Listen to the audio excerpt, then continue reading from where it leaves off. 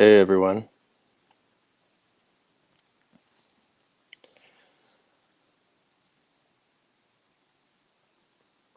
So today we're going to get into part two of the introduction or primer to the 2-day retreat on the 4th and the 5th of January. Last week I covered the 7 factors of awakening and how they're related um, to meditation, how they mature as a result of mindfulness and continued noticing. And next Sunday, we'll actually have Don Barie do a introduction to the technique itself. So she'll explain how to use the mantra. Um, for those of you that feel inclined to visualization, how to do that. And where you'll be sensing the meditation object, which is inside the body. So, yeah, Don will explain all the specifics of the technique. For today, I'm going to explain the subject of our class is called Meditation Without Tears. So it's a play on Aleister Crowley's Magic Without Tears. In other words, how to meditate without driving yourself off the edge of a cliff. uh, I'll give you some background. For me, meditation really did not come easy. I mean, I think in the beginning with any practice or any kind of spiritual work, you have beginner's luck. You know, your first retreat is usually very profound, but then subsequent retreats are difficult because you're trying to get back to where you were on the first retreat, which is impossible because you can't move backwards in time. But you're attempting to recreate a particular level of depth that you found to be of importance or significance.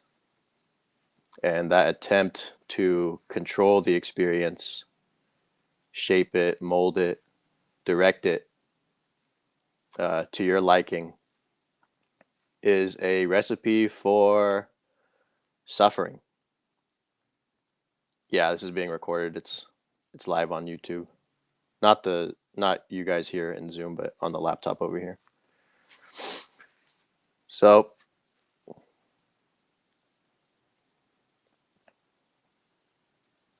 yeah, this attempt to take the meditation somewhere that we think it's supposed to go is a major obstacle. So how do we deal with that?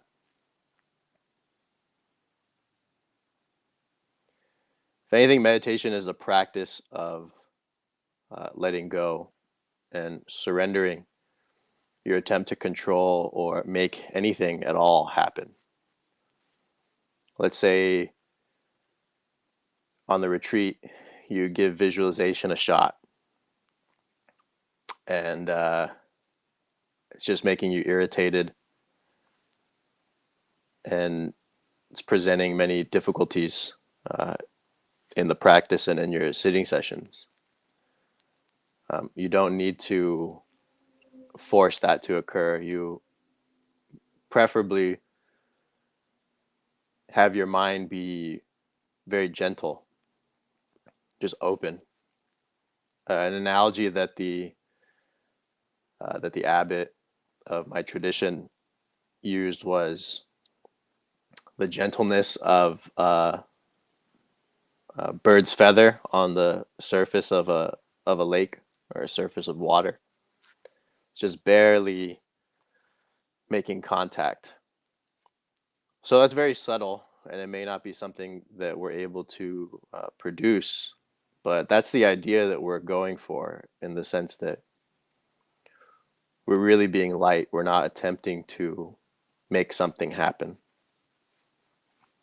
That attempt to make something happen will create disappointment because we'll find that we're not able to make anything happen.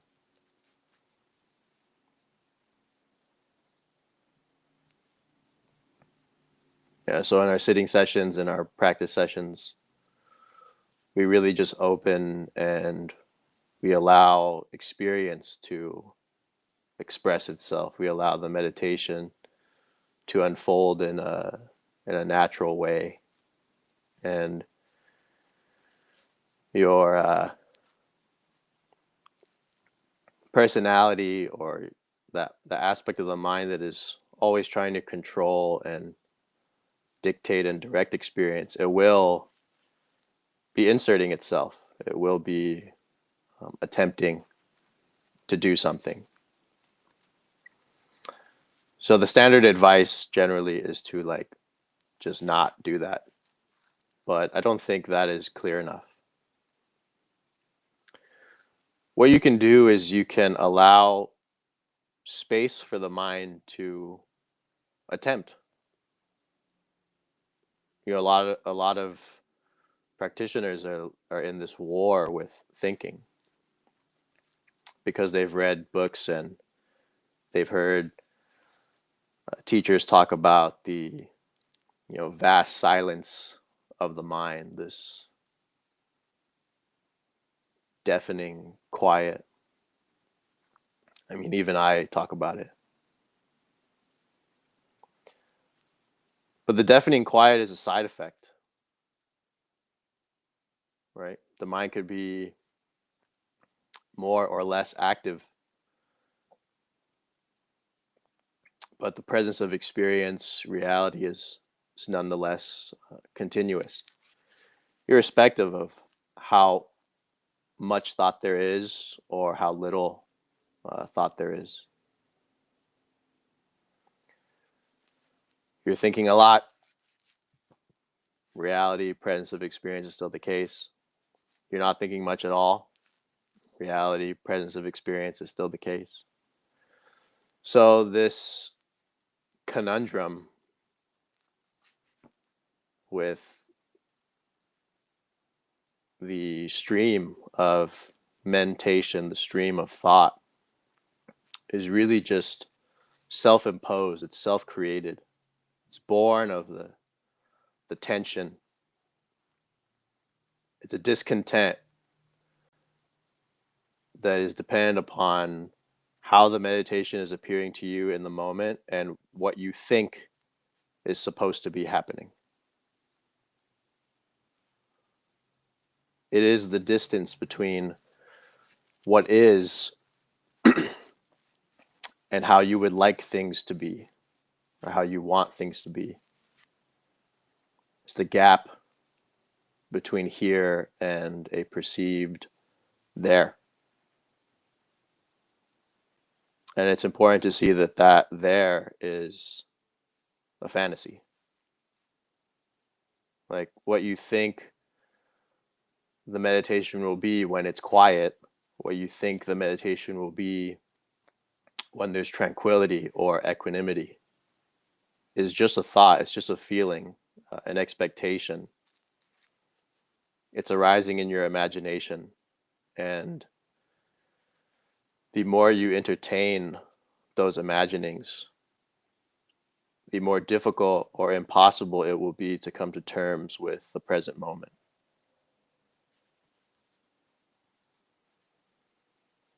So, of course, the teachings say abandon the future, abandon the past.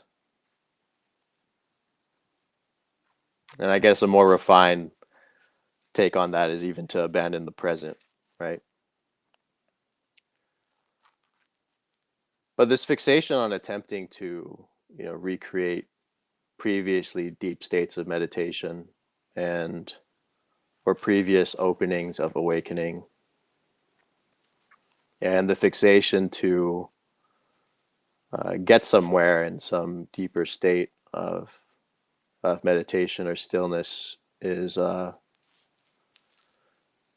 is really, I mean, it'd be an understatement to say that you could spend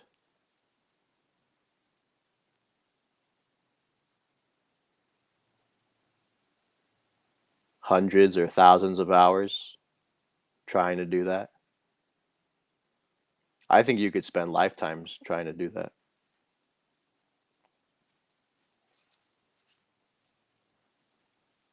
So save yourself the pain that I went through and follow instructions. The first 7 years of my practice, uh, I did my first 90-day retreat in Thailand. I was 19. And of course, on my first Vipassana retreat, I realized the peace of the Dharma and truly felt peace and fulfillment really for the first time in my life. It was so strong. I was just standing there in the woods watching the snow fall, and my heart just welled up with this immeasurable contentedness. And I was still so young at that time, but I really thought, this is so exquisite. This is so sublime. If it all ended right now, my life would have been worth it. Just for this, alone in the snow.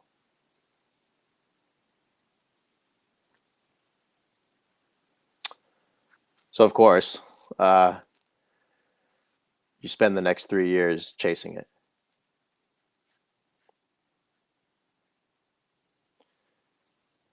A year, yeah, I think a year after that retreat,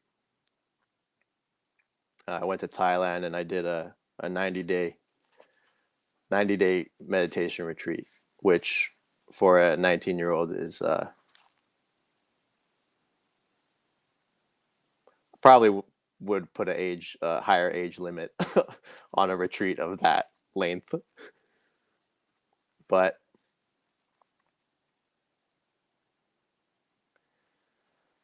anyway, I just tried to force and push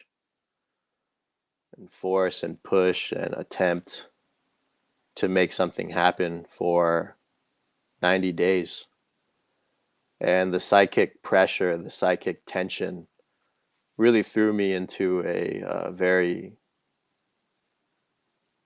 psychologically difficult place. When you first start out, you have no concepts of anything, right? That's why your first retreat is usually very profound, because you don't have concepts. You don't have ideas of what this is supposed to be or how it's supposed to go. You have no goal, right? You're just giving it a shot. You heard someone say something good about a meditation practice or about a retreat, a positive experience they had, and out of your willingness, you make that leap.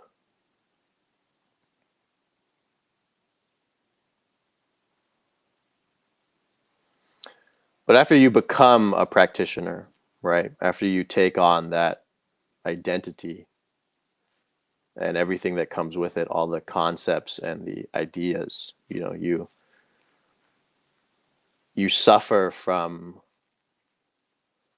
the idea of nirvana. You suffer from the idea of enlightenment. And that pain fuels your whole search. You hear the word enlightenment, or you listen to a teacher talk for the first time, and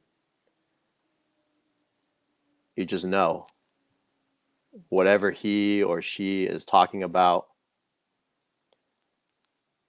you want that more than anything. And you'll do everything to get it.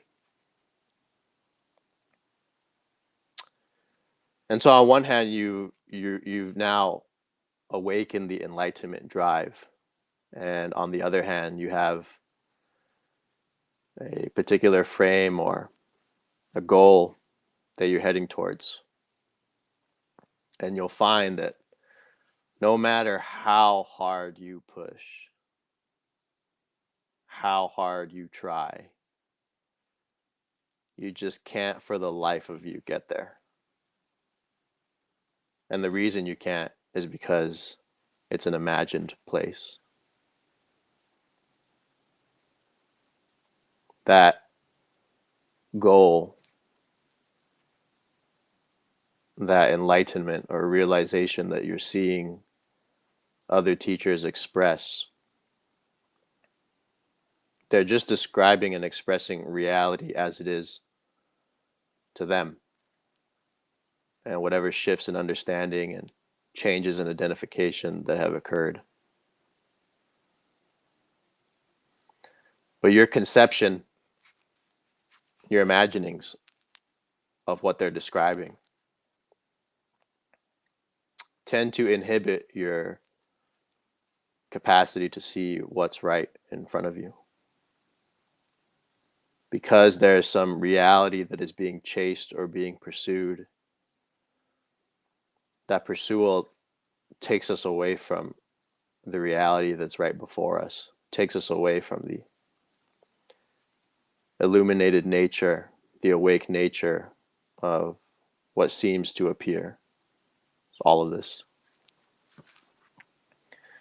Because there's movement to that place in time, to that place in the future, to that fantasy in your mind. You're barred from the immensity and the immediacy of here.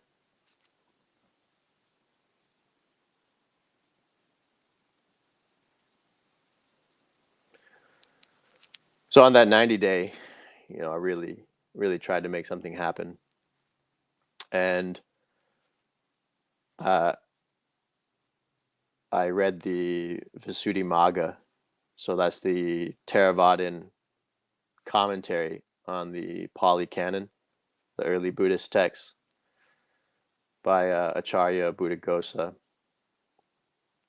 I think the commentary was comprised about 1,000 years after the passing of the Buddha.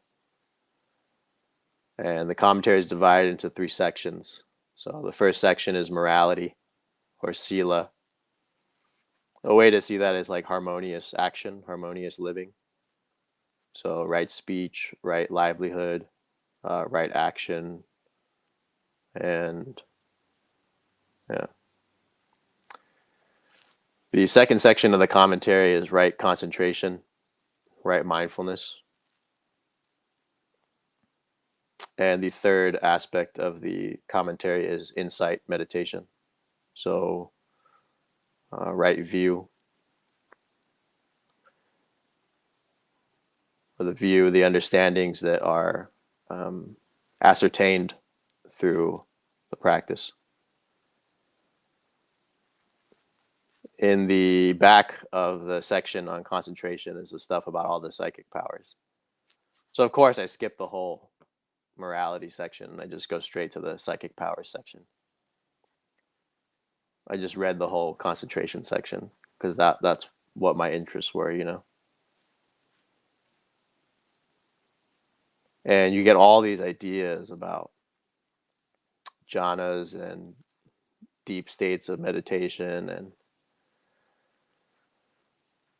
all of this stuff. And so I went on that first retreat and really tried to get my mind into the first jhana. So for those of you that aren't familiar, in Theravadan Buddhist practice, there are 8 levels of samadhi, eight levels of stillness, essentially. And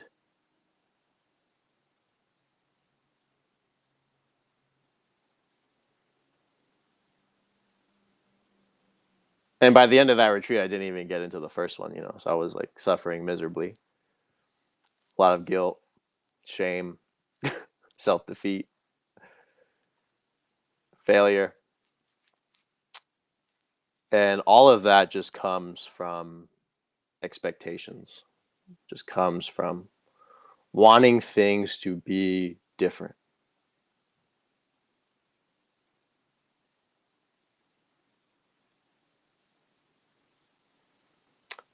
That is the recipe for suffering in meditation, even in life. That need for things to be different. This meditation as it is not good enough. Says who?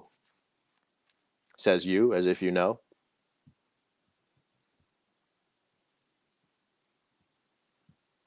So to become and realize a contentedness with present experience as it is how to meditate without tears. It's how to uh, not want to jump off a cliff as a result of this practice, of this process. In regards to the um, amount of thoughts that you're having, this is the main one. This is the main thing, right? We want to stop thinking because that's what people have said.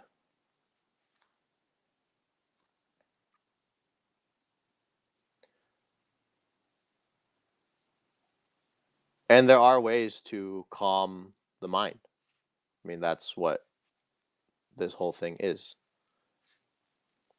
When you sit there and you don't move your body, you relax and you open to experience and you stop being concerned with how little or how much you're thinking.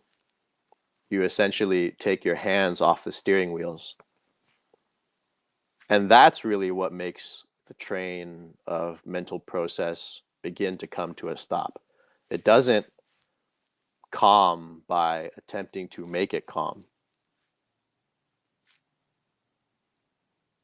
It's like imagine I have uh, a glass bottle of water with some sediment or sand in it, and the bottle's shaken up, so it's just dirt, it's sediment thoroughly. So what you do is you just set the bottle down and you just leave it there.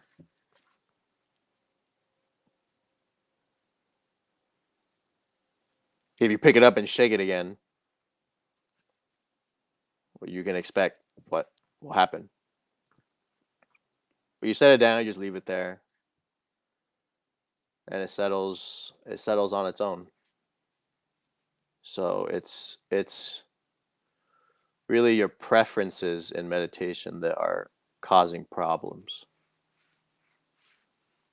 You want it to be quieter. Why am I not feeling bliss? Oh, it was more blissful in the last meditation. Why can't it just be like that again? There's a craving for experiences.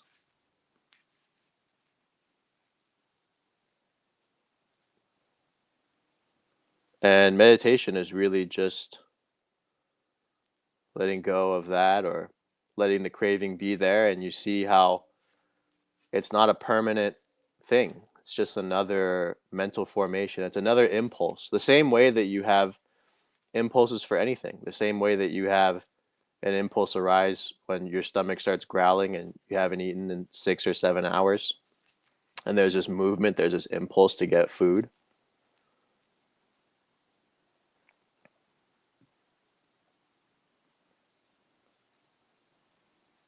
That's all that that mental formation is in the mind um, when there's craving in meditation for a previous session or a previous state or a previous experience. It's really just that. You remember that it was blissful in a previous session. You remember that it was quieter in a previous session. You remember that you felt more tranquil, felt more connected in a previous session. that memory arises and is accompanied by an impulse to recreate it or to repeat it. You can know and observe how that impulse is an impermanent formation. It's not constant. It's just another aspect. It's just another thing that is happening in the stream of experience. Boop. Comes up. It wants something to happen. It wants to repeat a previous experience or a previous state. And you can either just let that be there, just know that it's there and not do anything about it, and it'll pass. It arises, it passes, like all mental states, all impulses. Or it comes up and then you go straight to the moon with it about, trying to actually make a previous state happen. If you do that, I'm telling you now, you will be wasting your time.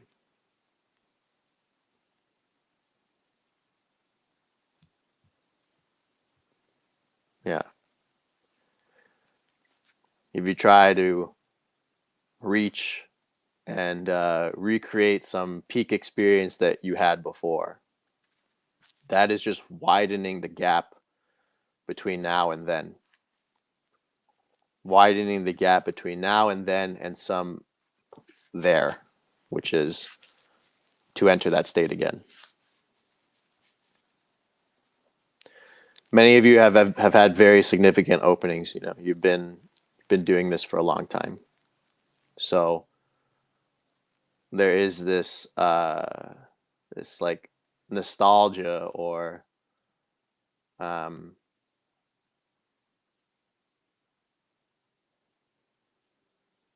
just wish that it could be as quiet as it was for those months before, or as connected as it was for those months before. That you could feel as settled and as present as you were before.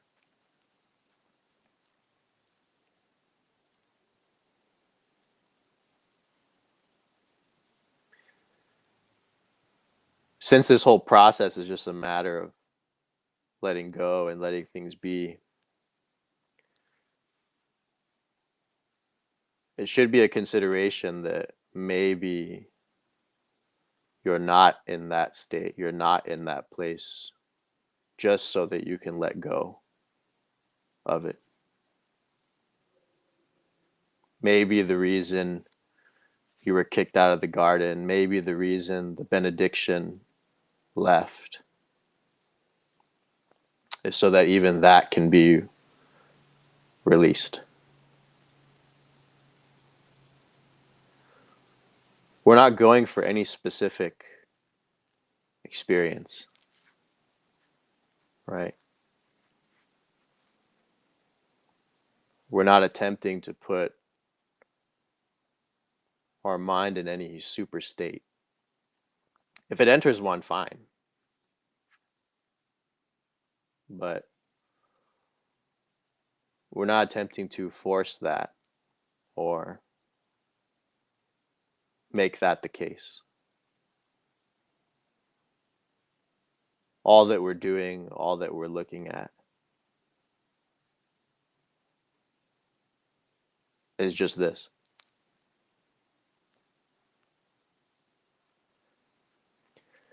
You can consider this drive to recreate experience, or this drive to recreate some level of depth, as like your hands like this, right? There's tension there. This moment isn't good enough.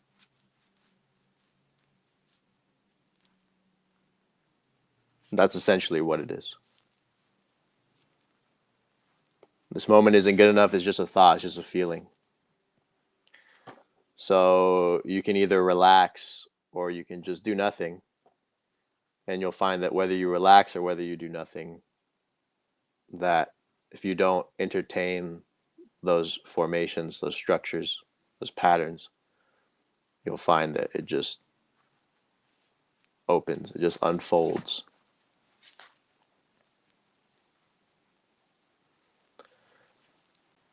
There's degrees of letting go. Letting go is a spectrum.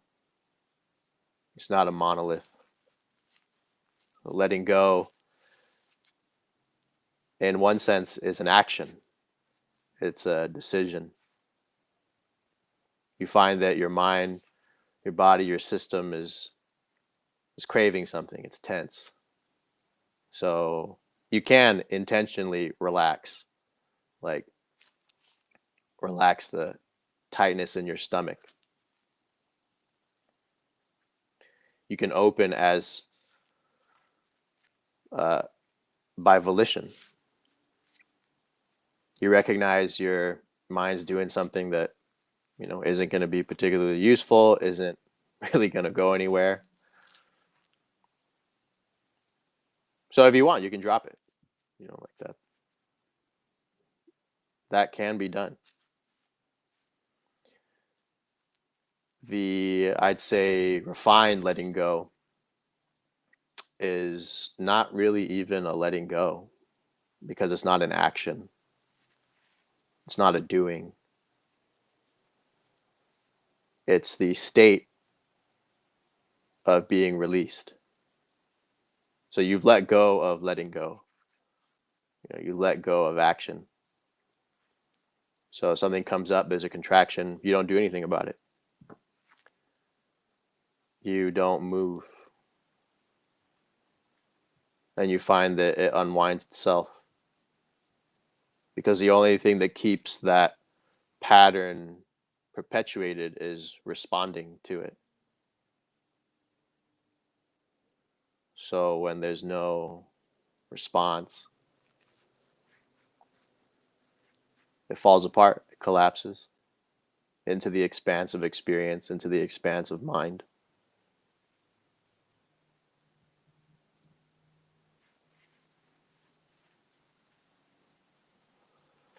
So you'll find often, if you try the latter, I wouldn't say often, but depending on uh, depending on your mind, that if you try the latter, the formations just keep spinning, or the patterns just keep spinning, and there's not really anything that uh, you just keep spinning in fantasies.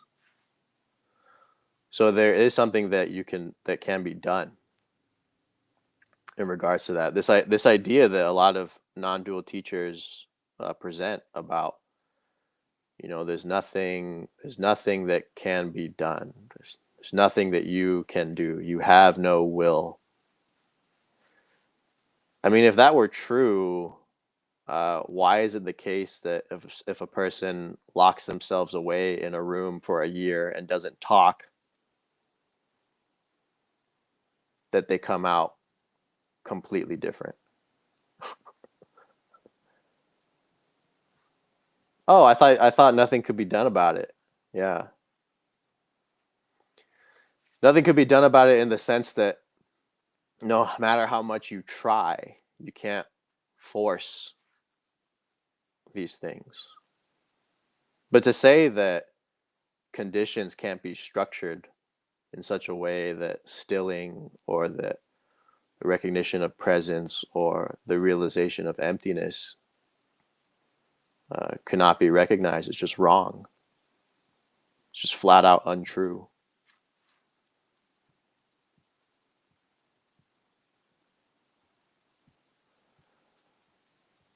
Yeah, I mean, if you've been doing this for a long time and you're still like, why hasn't anything happened? Give it a shot. Put yourself in a room for a year.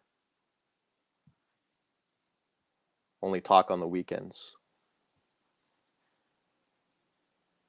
Pretty sure I'll get a call from you within about a month. So, you know, we're because of the level of uh, speed and uh, intensity of thinking, we may find that we feel that we're at the surface of experience. We're not able to recognize immediacy or recognize presence. You're like, dude, what are you talking about? Like what you're saying just doesn't make sense. I don't understand. The reason uh, that is because the stream of mentation and the stream of feeling is so intense. It's so immediate that there's not. It's obscuring the recognition. It's obscuring the immediacy of reality, the immediacy of experience. So why is it that all the teachers say, do less, be quiet, and meditate? Read the scriptures, reduce your degree of having to use your mind.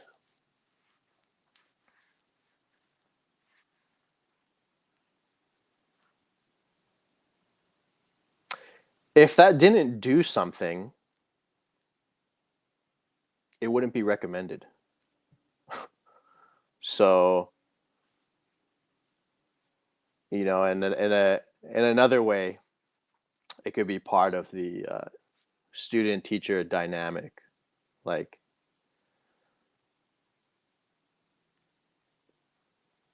by telling you that there's no way and that it's totally up to chance, it's totally up to luck. It has two functions. One, it makes it possible to just stop trying, and that has its use. Like, that is powerful. On the other hand, if it's uh, pernicious, you could say, it's a way to make the state of the teachers seem unattainable.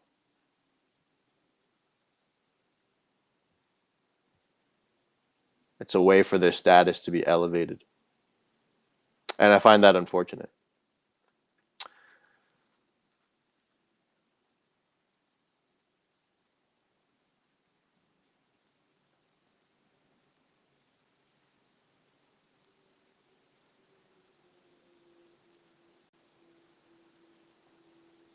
There's a story from the early Buddhist scriptures. Disclaimer: I'm gonna butcher it. Okay. I should have opened the discourses and checked the story last night and prepared for this, but you know, awakening has not at all helped me become better at planning or organization.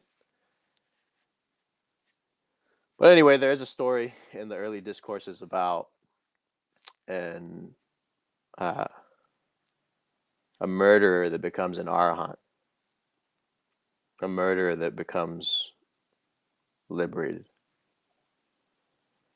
And the story goes, his name is Angulimala, and in Thai they say Anguliman. So I think since I'm Thai and I learned this in the Thai tradition, I'll probably just end up saying it like that. In the Buddhist time, there was a boy of noble caste who was born, and when he was born, the village astrologers were consulted, and apparently, when he was born, the weapons in the village began to glow red. But he had all the signs, recognizable signs that he'd be a great person, an excellent person, a leader, and a teacher. But these red weapons that were glowing, the village astrologer said he can go down two paths. One is that he'd become a vicious, savage warrior, and the other is that he'd be a sage. So the father or the family didn't want him to be a sage, because that means you leave the family. Um, you give all that up, title, status, everything, right?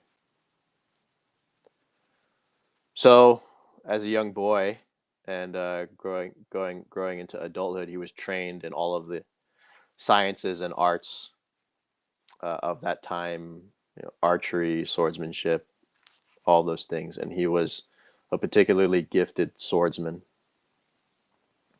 And in those days, everything was learned by apprenticeship. Actually, only until pretty recently that was the case. Whatever skills, whatever vocation, it was learned via apprenticeship. So he had a teacher in these martial arts or in these ways of war, and the teacher, I think the teacher and some senior students saw that he would eventually, you know, essentially take their throne. He would really become the best and would begin to lead their group as a result of his aptitude and skill. And they didn't like that. So the teacher gave him an impossible task, which was to procure and bring back a garland of 1,000 thumbs.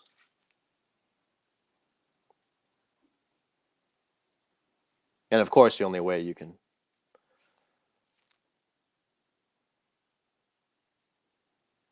take a person's thumb without having to suffer as much repercussion is to end their life. So I guess in a way he is gullible. He was gullible, and we don't know how much of the story is actually true or if it's just a legend, right? We don't know. But the story goes that he agrees.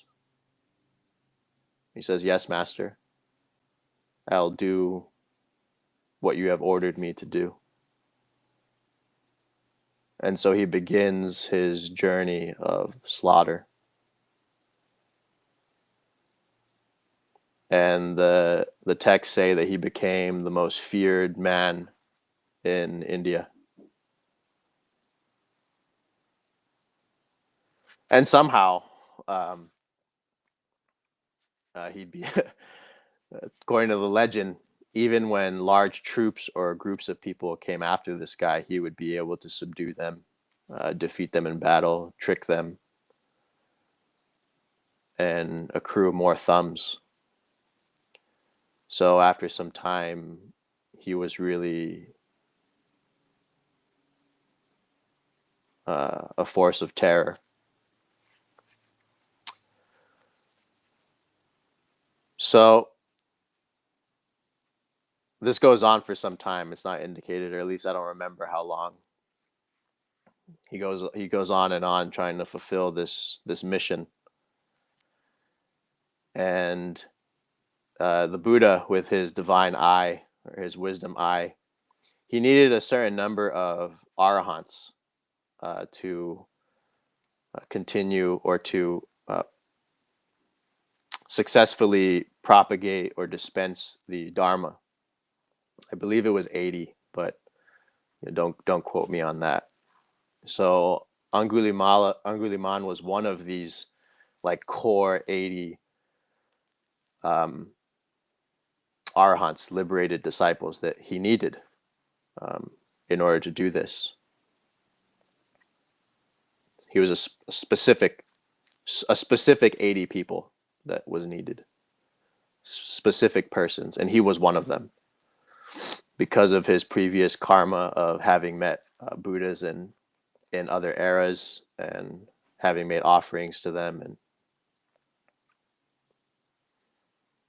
and supported them in various ways. So he really had all the qualities that were necessary for this dispensation. And so the Buddha sees, this murderer is coming, And at this point, Angulimala, he only needs one thumb left. And he's returned to his home village.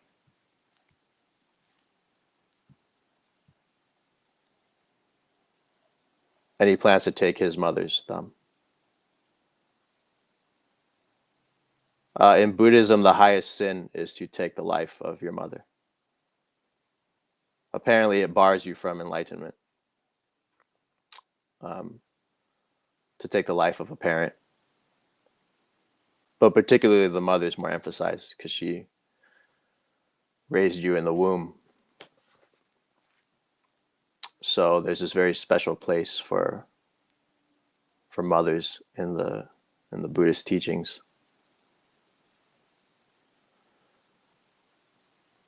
So if he takes his mom's life, he's barred from becoming an arahant, which would make the dispensation impossible. So the legend goes that the Buddha used his supernormal powers to appear before Angulimala, and Angulimala sees his beautiful hands. Apparently the Buddha had exquisite hands, radiant, golden hued, perfect. And instead of going after his mother, he goes after the Buddha. He says, my thousandth thumb. I'll fulfill my master's orders. And so he starts chasing the Buddha. And the Buddha had these supernormal powers. So every time Angulimala would run up to the Buddha and he tried to, cut him down with his sword, the Buddha would disappear and appear a few yards back. So he'd chase him again, slash again, would appear back again. And I think the legend goes that this went on for a very long time. He chased him for, I may be wrong on this, but he chased him for for a couple days or something. And every time he tries to slash him, the Buddha appears further back. He can't reach him. And Angulimala, and his bloodthirst begins to have some clarity, and he begins to see, this is no ordinary monk. And finally, he grows tired.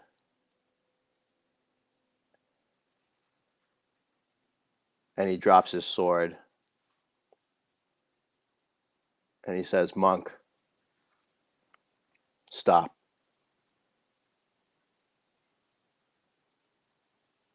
And the Buddha says to him, "Angulimala, I have stopped. It is you that has not stopped."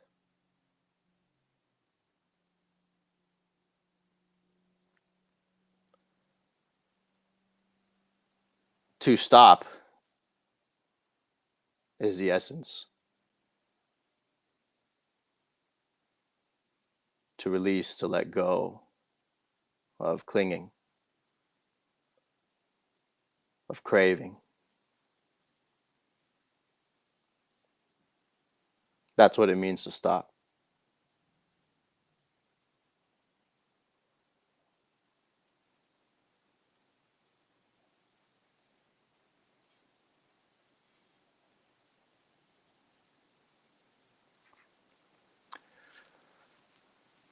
So the story goes, he recognizes the Buddha as the enlightened one and lays down his sword.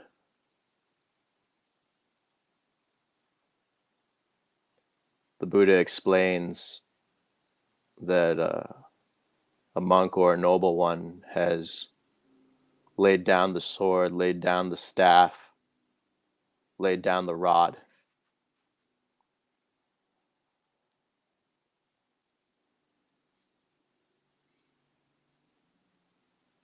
Laid down anger, laid down revenge.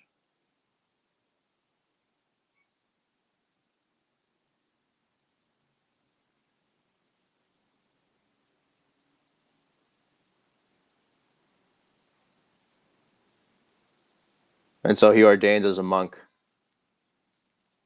and very soon after becomes an arahant. But for the rest of his life, he's remembered as the murderer he used to be.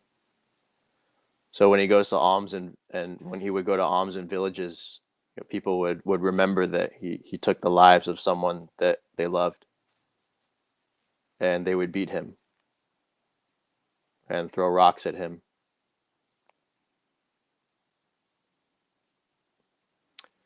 And one of his famous quotes was, he said that from the moment he ordained, he never took the life of a being ever again, not even a fly.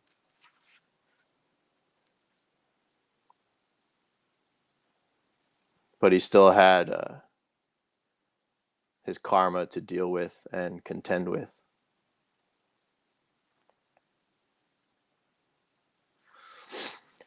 But that is the whole point. By letting go of the past, by letting go of the future, and by letting go of trying to make anything happen at all, the mind comes to a stop. And by the mind here, I mean the stream of thought, right? I don't mean experience or reality, because that never stops. The stream of thinking, the stream of analyzing, the stream of categorization, that commentary, it can stop. And when that commentary stops, it is more possible to recognize everything that I've been talking about.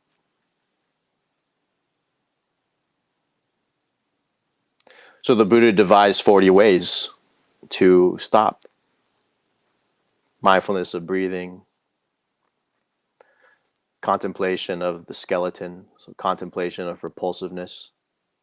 When you meditate on repulsiveness, your mind turns away from sensual craving, from clinging for the body. When you see that the fate of the body is dust, you stop attempting to be so concerned with it. The fire casino, the water casino, the earth casino, the air casino. Recollection of the wholesome qualities of the Buddha. Recollection of the wholesome qualities of the Dhamma. Recollection of the wholesome qualities of the Sangha. All of these objects, or all of these meditations, are ways for the mind to turn away from its habitual tendencies and its habitual processes.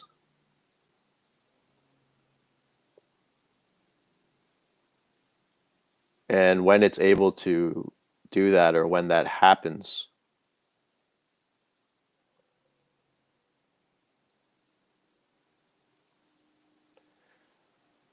the mind begins its liberation from fixation.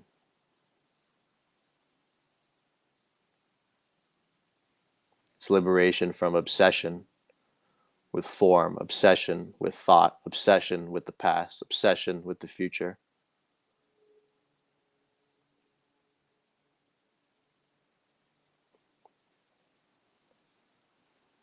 The freedom from need begins to dawn.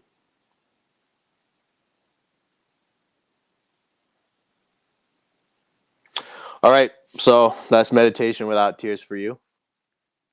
And let's take a 5, and then we'll sit for 50 minutes. Yeah. And for this session, I know I don't usually guide meditation because sometimes I'm lazy, but today I will. So, so the first 10 minutes, just follow my voice and just continue in the meditation to the dedication of merit at the end. And we'll do, since we spoke so much about the Buddha, the triple gem today, we'll do dedication of merit and loving kindness at the end. So, all right, everyone, let's take a short break and let's return in 5 or 6 minutes.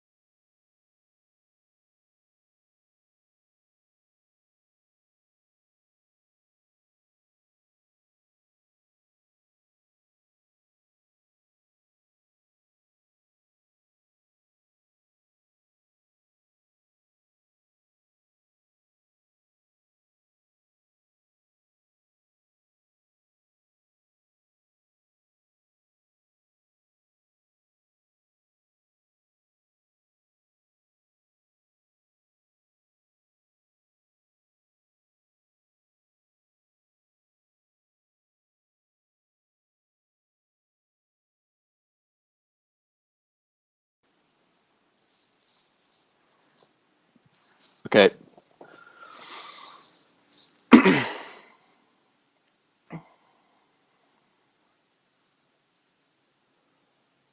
begin. Let's close our eyes.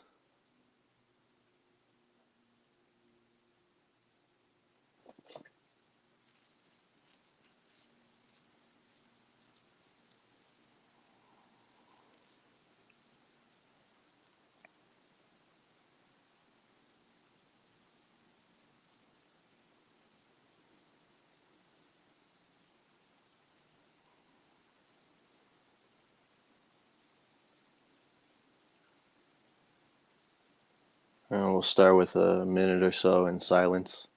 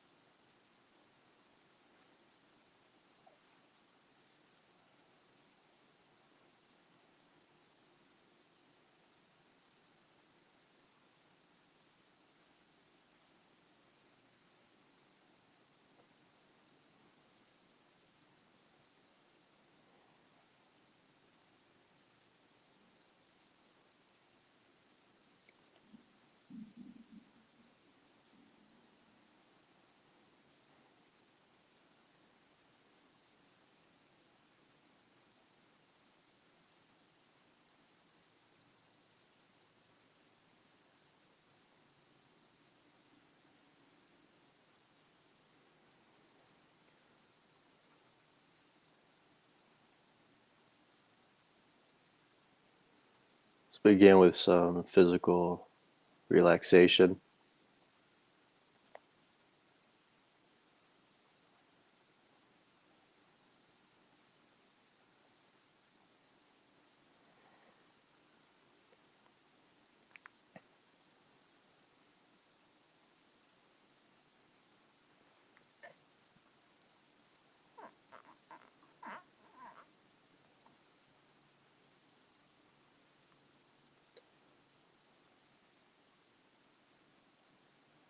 Relax all the tiny muscles in the forehead,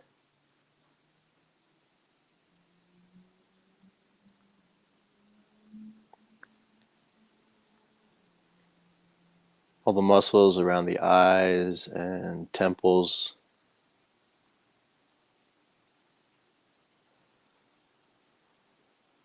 Release.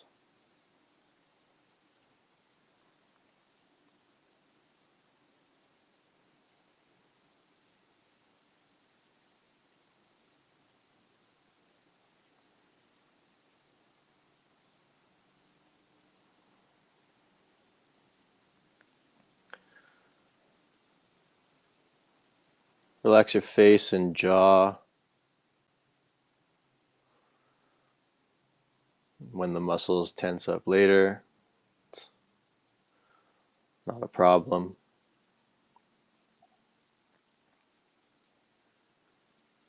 Just do this initial relaxation, this initial calming down of the nervous system.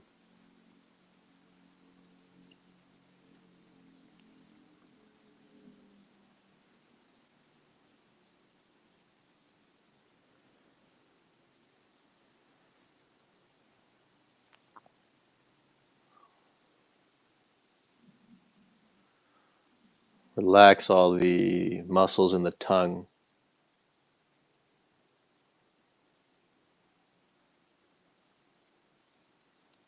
So let your tongue relax.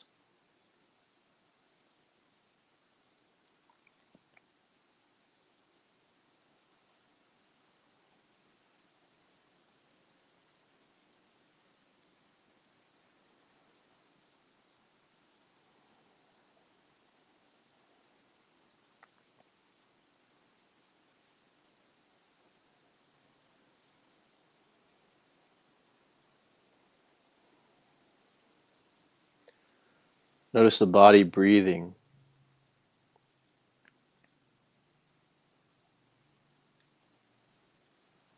how actually the whole body moves with each inhalation, each exhalation.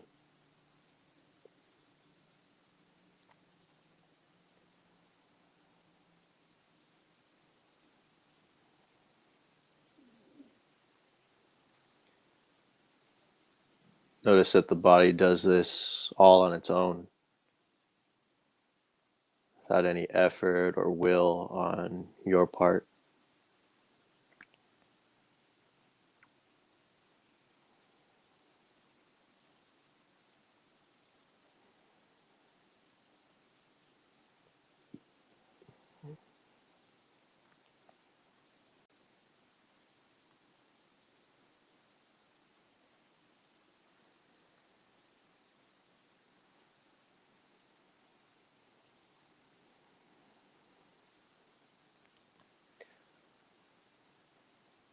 Relax all the muscles in the stomach.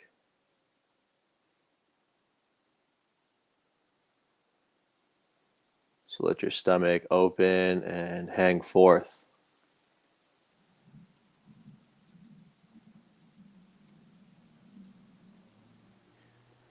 You might notice as a result that the breathing becomes a little deeper naturally once you've done that.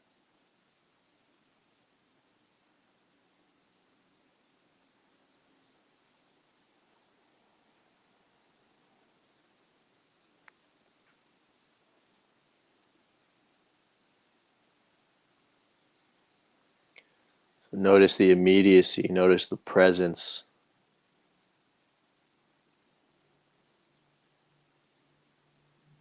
of the belly rising and falling.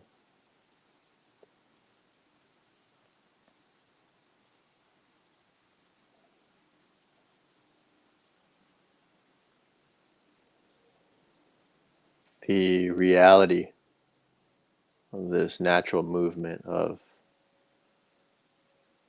the abdomen.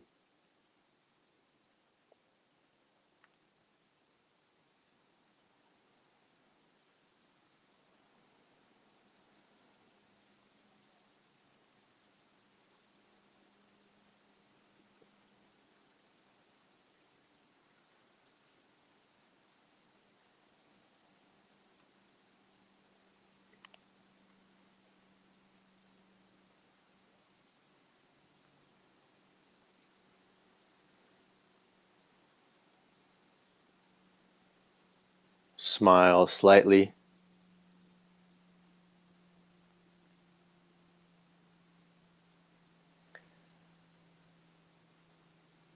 And as the body's breathing, notice the little flicker of joy comes from the slight smile.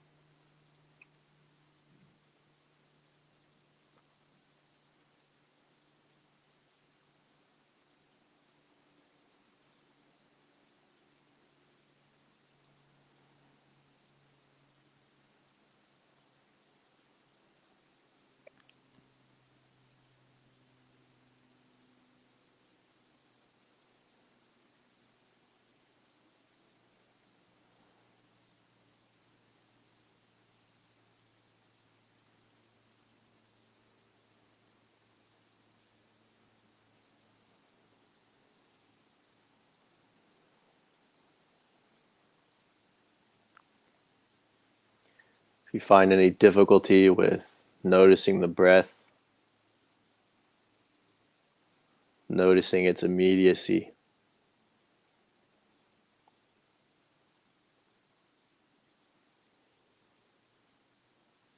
and just sit still and relax your stomach. Keep it that simple.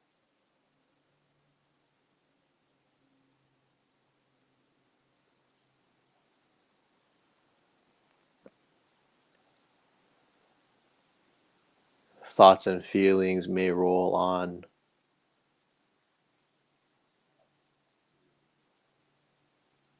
Just let the stomach be open, relaxed.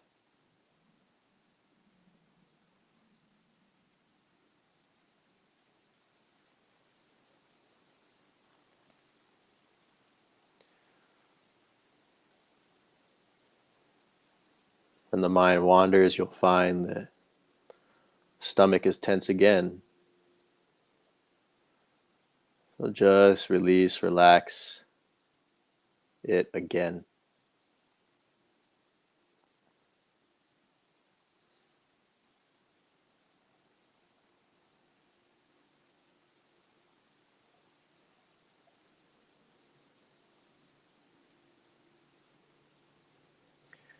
For others here, you can just notice the immediacy,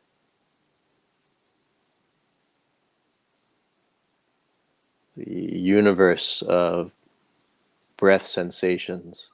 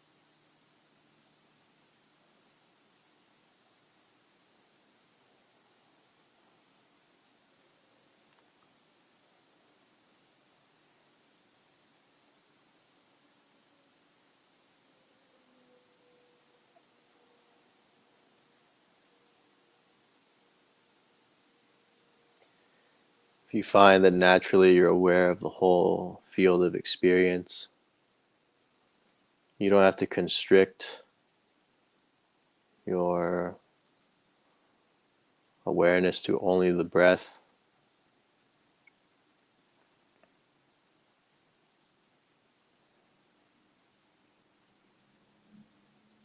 Just notice it arising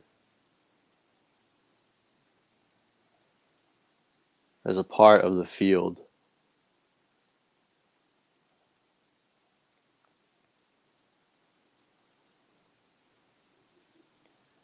You don't have to narrow down,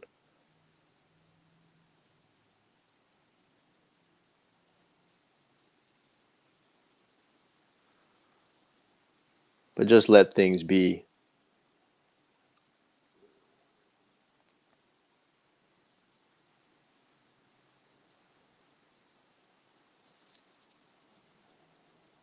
If your mind wants to remain open, let it be open. If it wants to deepen into this area of the breath, then allow it to do that.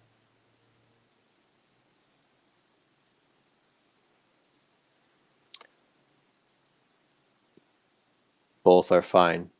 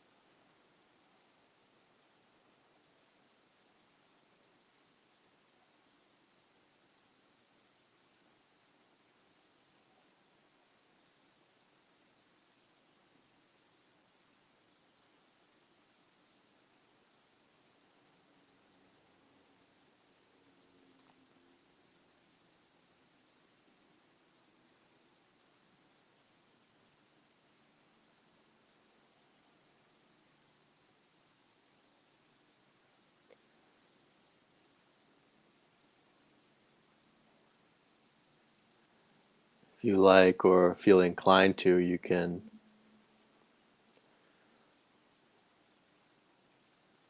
notice the breath throughout the entirety of the body.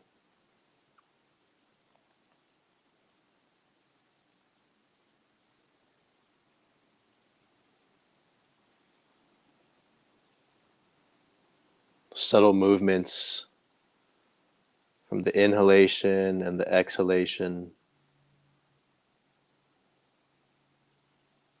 throughout the entirety of the body.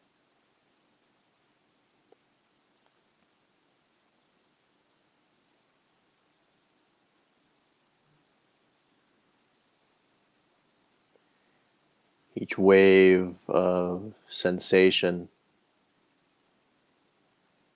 of movement,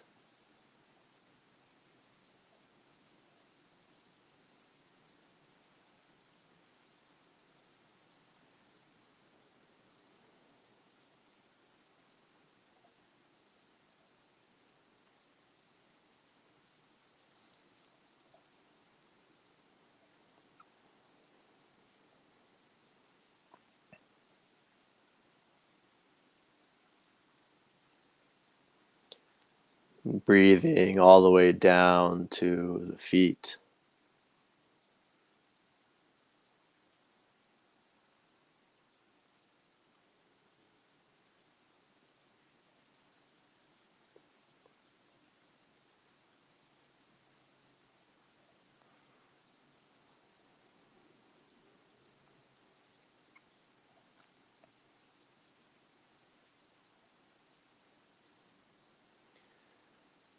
Notice the vividness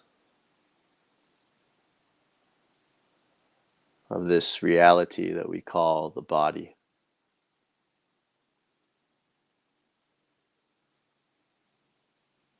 Vividness of feeling.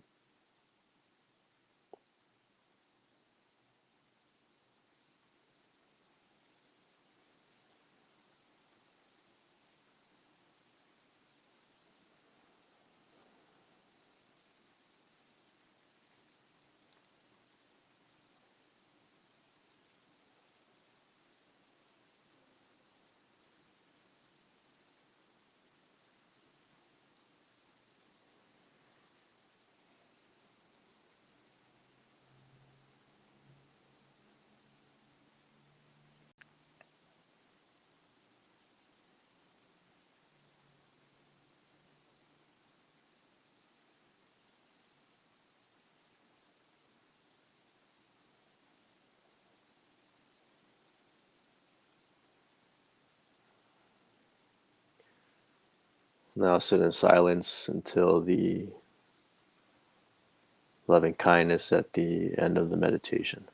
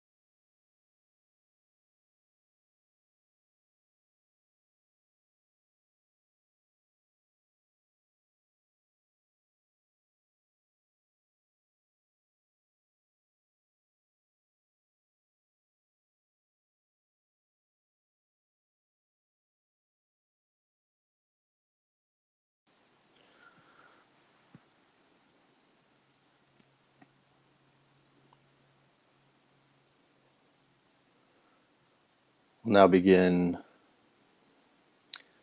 the sharing of loving kindness and the dedication of merit.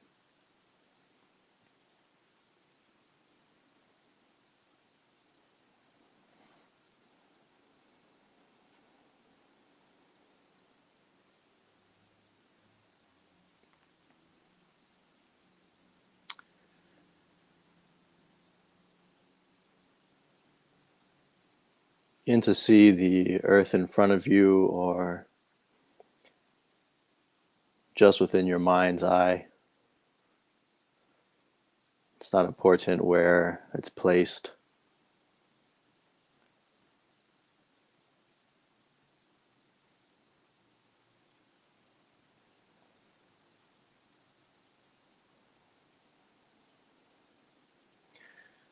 Feel your heart, your mind connecting with the earth and with all beings here.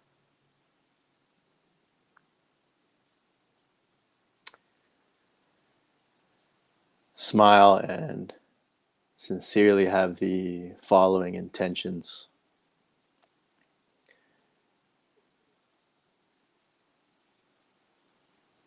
May all beings be happy.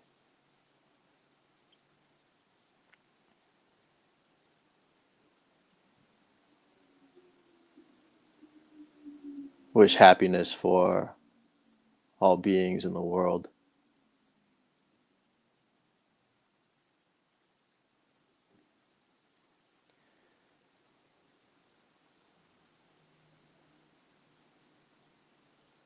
May all beings be healthy. May they be free from suffering, free from pain.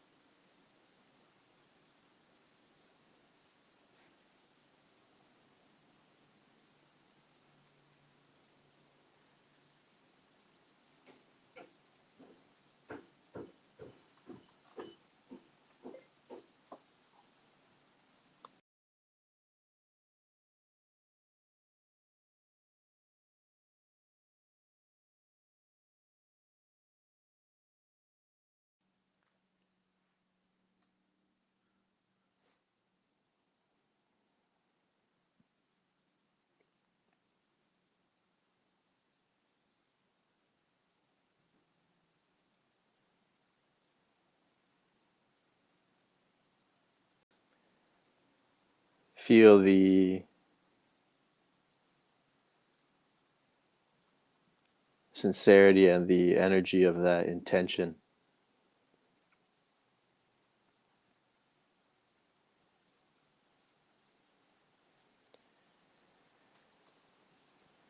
May all beings be safe. May they be free from danger and harm.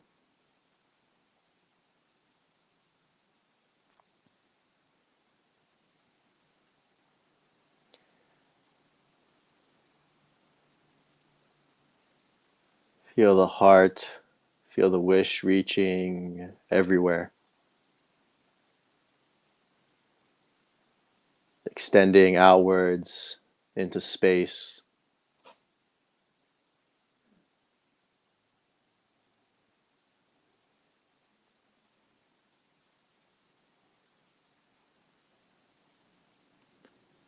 Loving kindness becoming vast and open.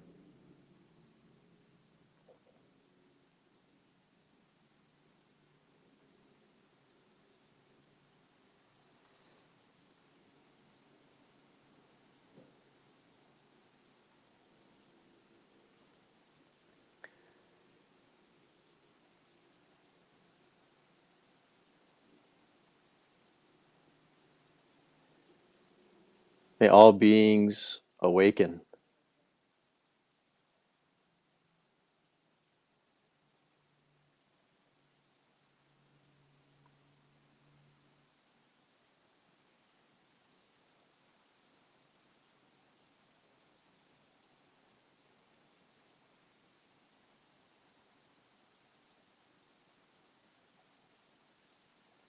May all beings be free.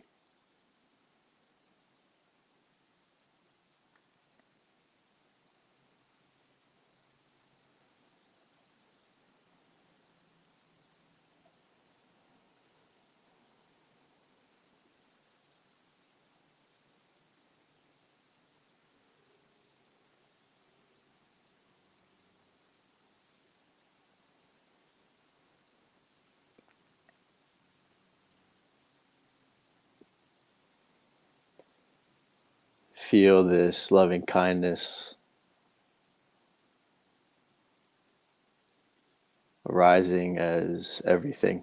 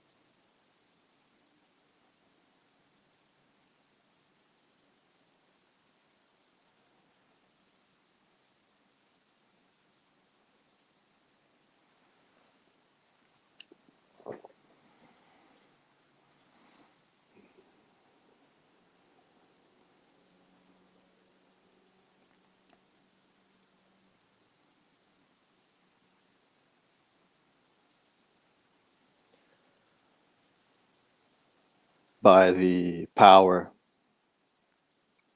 of the omniscient Dharmakaya, supreme reality,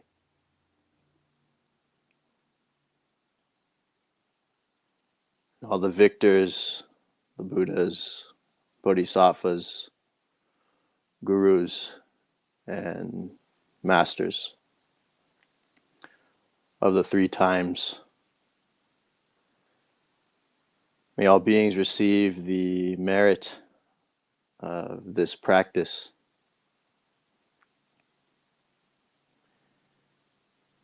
May all beings be freed from suffering. May they know the end of pain.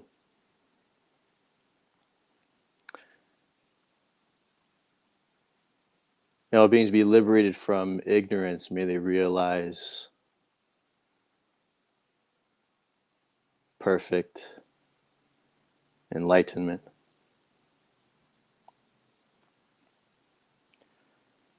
May all beings here listening continue to pursue the accumulations of merit and wisdom. May all your obstacles be overturned.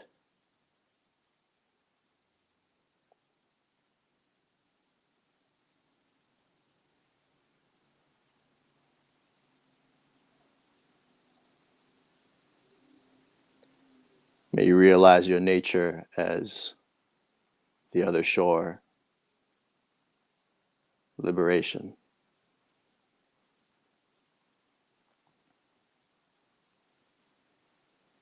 May all beings be happy. May they all be free.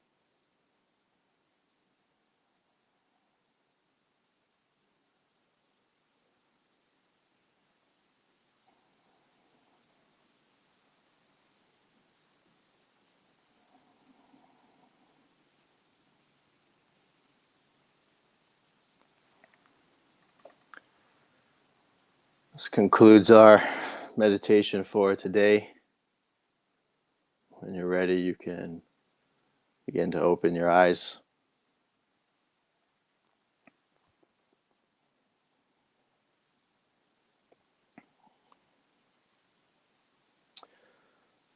Do a final reading here and prayer for, yes, an aspiration.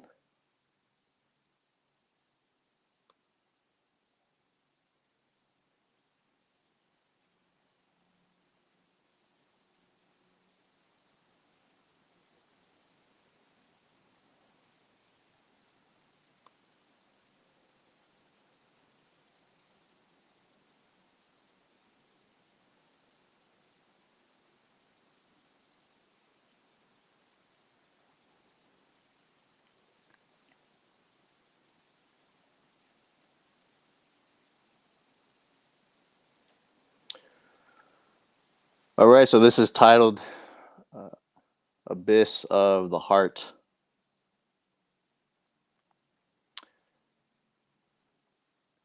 "15 years in the desert of my life. You've come to me, but you're not sure why you're drawn to sit week after week, as if there's something I can give you. But you know that isn't true. But you sense in me somehow there is something real. Something is calling you, calling us. In the beginning, I only wanted to help and serve others. I thought there has to be a way to change the world. I began the journey, and soon after, I forgot the reason I started. It was no longer about you, it was only about me, my path, my freedom, my awakening, my end to the suffering I'd come to know so well. 15 years have passed, and I can't say I'm any kinder, any more compassionate, any more good, or any more hopeful, or any more loving than I was when I began. But I am free. I wandered in the desert for so long, crawling through the abyss, out there in the night, so quiet. All the masters, my angel, and everything I knew had turned on me. Nowhere to be found. Lost and alone, I went here and there, learning from one teacher and another. Faced with impossible choices, I was pulverized into dust. With nothing left of me, those dreams of happiness, of peace, of enlightenment all left me, and I jumped into the jaws of the beast. Some of you have asked me, how did you emerge from the abyss? And the truth is, I didn't. You're looking into the eyes of the desert and gazing at what consumed me. Hope and fear collapsed. My heart was purged from attachment. And now it's clear that I never moved, nor did I ever change. The end was always near, and now I have become that end. You think you want this emancipation, freedom, liberation, cessation, unbinding, the end of pain, the end of hopelessness and meaninglessness, the sun to rise on the dark night of your life. So the master in you guides you to a teacher which appears before you, and he or she explains that which you already know. You come to me because you've sought. You've come to me with hope, with spirituality. And may it be that in me your seeking ends. What I say and what I do are nothing at all, yet somehow you begin to see what was here all along. I'm no angel of love or bringer of peace. If anything, you'll find I'm death. Tomorrow the morning will come and another day in your life will pass.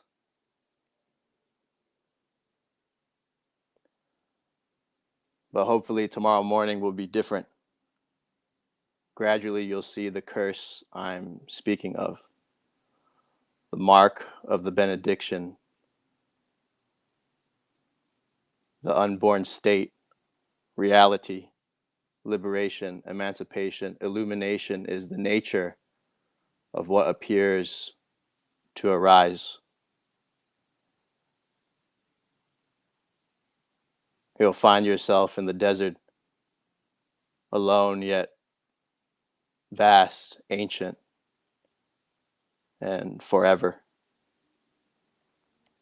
Each moment like sand through your hand, ungraspable yet still all beings hold on.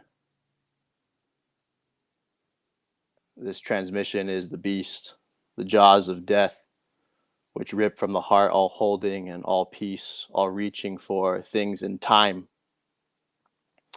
May you find that you never should have come to someone like me. And may all your safety and all your fear leave you. May you find that you have no need for me or anyone or anything at all. May your spirituality end and with it all of your wanting and all your reaching. May you become the desert and find yourself here in the place you never left, in the abyss of the heart.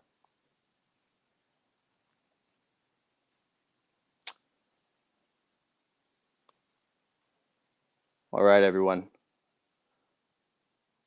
So enjoy your Christmas. No class, of course, on Wednesday. I think